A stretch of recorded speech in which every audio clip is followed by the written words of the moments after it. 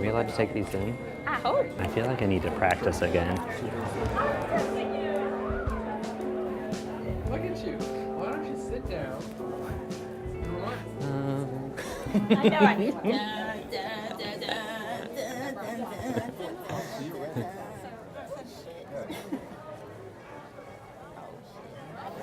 Oh, dang. Next up on the storytelling stage, we have Chris.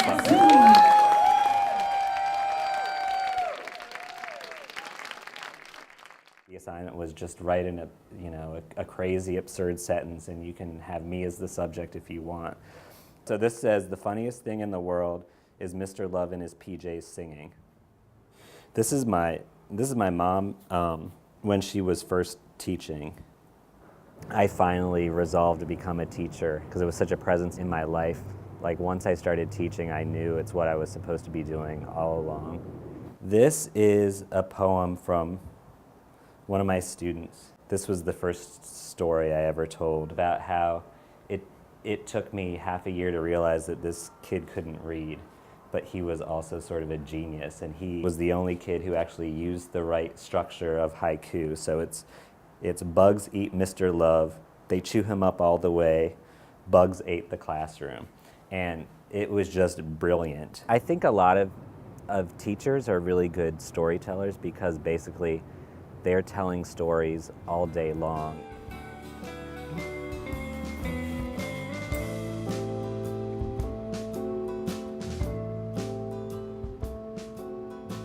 So it's an awkward thing to ask, no matter how well you know the person.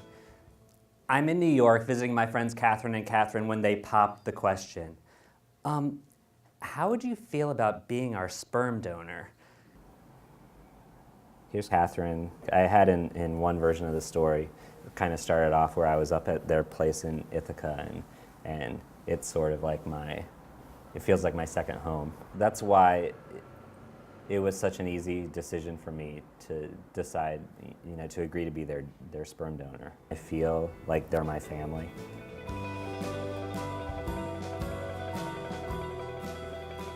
I'm starting to get nervous.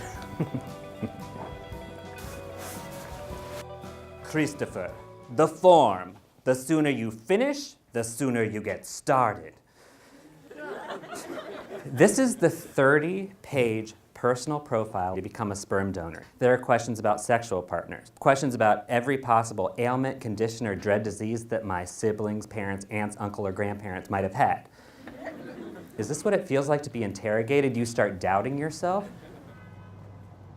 And I had shared these things with friends. I just sort of needed to process this stuff. Because people knew I was a storyteller, they would interrupt me mid-sentence and say, oh my God, you've got to tell this story. And it was, at the time, it was very upsetting, and it kind of put into question so many things about my identity. Do I have a right to be doing this? Christopher, you give us enough specimen, that's everything we need, so shoot for more rather than less. She shows me to this little room with a couch, and there are videos. 2 chicks, 1 stick. Interracial facial, MILF and cookies. There is something for everyone. Well, except me. So I was not necessarily the best candidate. I got the report of the semen analysis, and I actually used the exact statistics. As for sperm motility, basically the ability to swim in a straight line and pass a sobriety test, my sperm comes in at an abysmal 10% sober. Even my sperm can't swim straight. I successfully gave a sample at the fertility clinic. I found out that they had rejected me as a sperm donor, and it's basically because we were honest on the questionnaire and said that I was gay. It actually made me feel like I was sort of a powerless, gay teenager. That's what it kept reminding me of. And so I actually had to start the story there when I was first writing it, kind of from that perspective.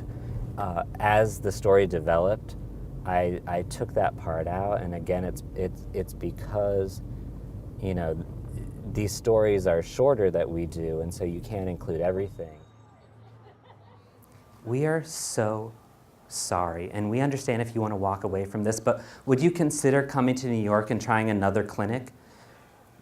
I'm surprised and so relieved. They want me to be part of their kid's life, and now the only one really left to convince is myself. My mother in the past has said to me, and this came up a couple years ago, where my sister was joking with me that I'd be a good father for her friend who wasn't married, and my mother kind of blurted out, Christopher, if you ever have a child and I won't get to see this child, don't let me know, because I couldn't live in a world where I don't know my own grandchild. So she's one of the people who does not know about this story.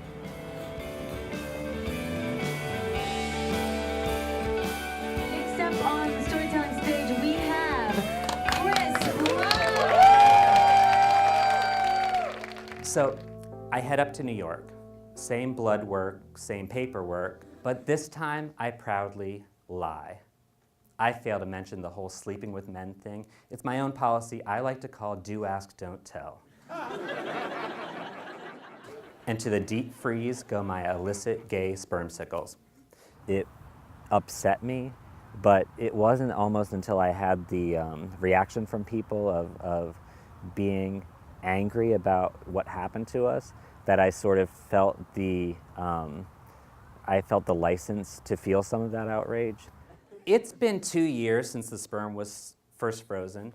Since there have been a lot of procedures and even more disappointments. Where I am right now, which is I'm more comfortable with the process, and I'm more comfortable with the sort of not knowing what's going to happen next, and that's definitely where we are.